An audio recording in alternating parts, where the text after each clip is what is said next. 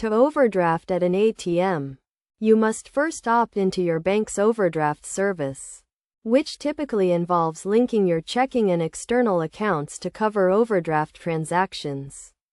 This service, offered by several banks, allows you to withdraw money even with an insufficient balance, although it incurs an overdraft fee that can increase your transaction cost if left unchecked. Once you've signed up, you can visit an ATM and request an amount higher than your available balance. You will likely receive a warning about the overdraft fee, but you can choose to continue the transaction. After confirming, you can retrieve your card and the dispensed cash. It's essential to note, however, that your bank retains the right to reject your transaction, even if you've enrolled in their overdraft services.